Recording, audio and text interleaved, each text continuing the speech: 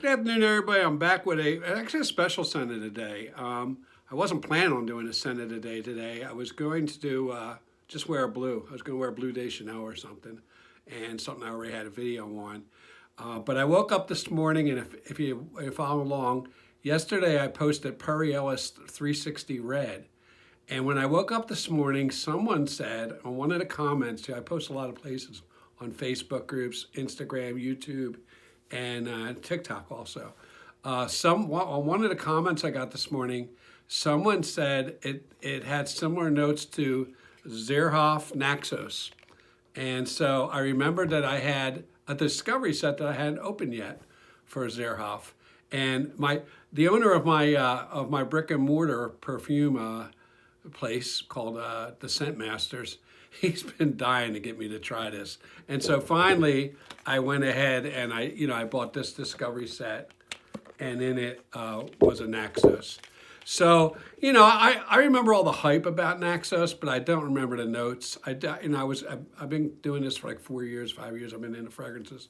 And so I was there when all the hype was there about Naxos for sure. But I never paid much attention to what it was or anything, because at that time, I wasn't even into buying any kind of niche or anything like that.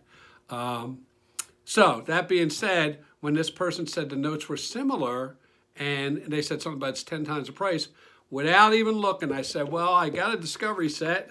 I'll go down there and open it up. And I think whoever said that is a little confused, and then that also confused me. I think what they meant is maybe they saw 360 Red and maybe thought red tobacco. Maybe. I'll just give them that. And then I saw that they said Naxos is similar to this 360 Red, which I think is similar to Aqua di Gio. And maybe I remember that they do make some citruses. I think Herba might be the one that maybe somewhat similar to that is, Italian citrus. I don't know. But I haven't even tried that one yet. I have Herba Pura in there, but I haven't tried that yet. So what about Naxos? Now that I've tried it, I put it on and I was like, oh, that don't smell like 360. I'm like, oh crap, I'm gonna take another shower now, because when I originally got it, I got the tobacco smell, and I did prime the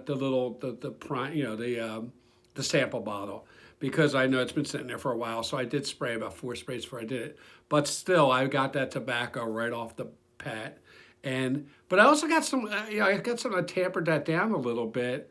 And the initial thought I had when I'm walking upstairs, because I do it downstairs, and I'm walking up is, ooh, this is really luxurious.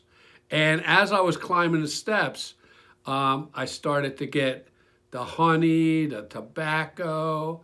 I got some of that bergamot, I guess, some citrus, like light, very light, but to balance it out. But I was good, mostly honey and tobacco.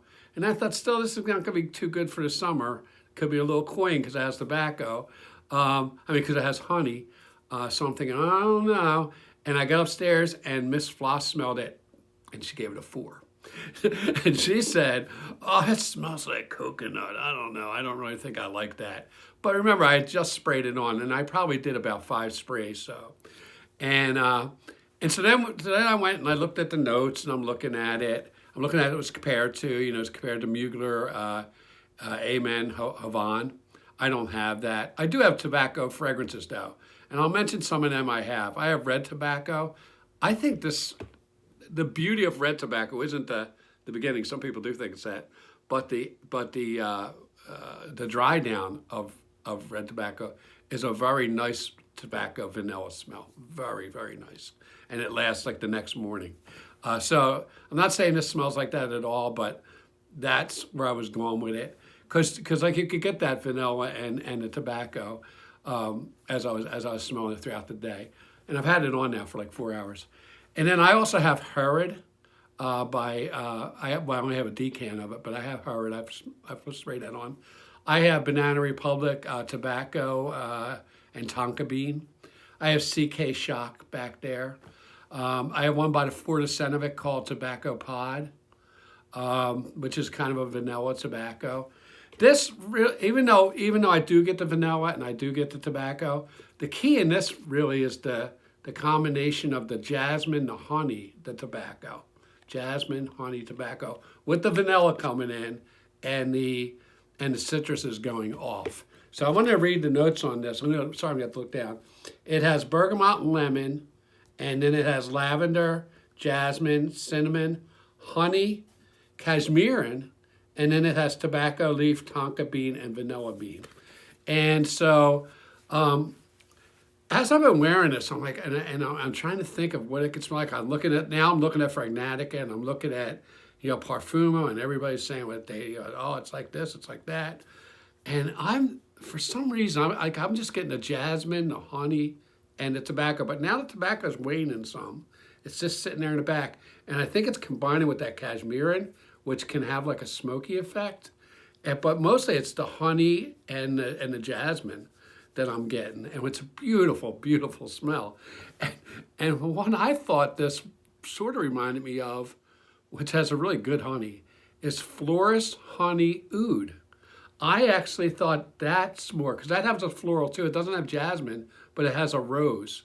And so it's got oud, honey, rose. And that was the first thing that went in my mind. So then I went and looked at that and just tried to see if it has any similar notes. And there's no tobacco in that. And then I saw one by a guy I know named John Biebel. And John Biebel's actually a real reviewer, like a written reviewer. And he's, he writes for places and actually reviews fragrances as a living, I guess. And on Honey Oud, he talked about a tobacco honey fragrance by Guerlain. So John, if you watch this, I'd like to know if these are similar. If this Naxos is similar to that, more than the ones that it gets compared to. Because that's the thing I got: tobacco, honey, and the jasmine. They were the key players. I could smell the vanilla coming up. The citruses are long gone. The cinnamon may be there. And I think I pick up a little casmeran for that smokiness. Because I think casmeran's in by the fireplace. I think that's where I first smelled that. So anyway, that's my take on it, and why I'm wearing it. And it is a beautiful scent. So Roger, I appreciate you always telling me. Roger's from the Scent Masters. He's the owner of the Scent Masters. And he's always trying to get me to go over to the Xeroff, counter and, look at some of them. And I don't think they're very, I don't think they're very, very expensive. I don't know. I have some back there that are, I have like two that are over 200. And I think this will be just right around there. I'm not sure. I'd probably look it up again.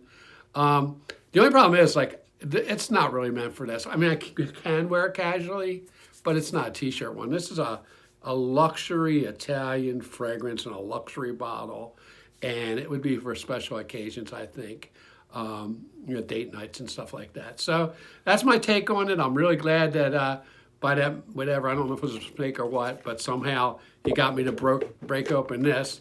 And one last thing, the presentation on this sample box is like Roja. I say Roja, but it's Raja Parfums. Somebody corrected me on that. And Xeroff and Raja, they put a lot into their discovery sets and made it nice.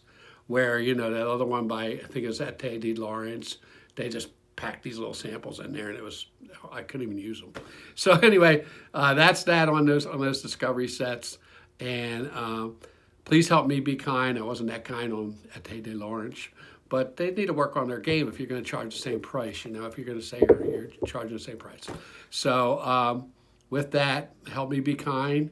And I don't know when I'll make another video, but we got a special one today. So have a nice day. Bye.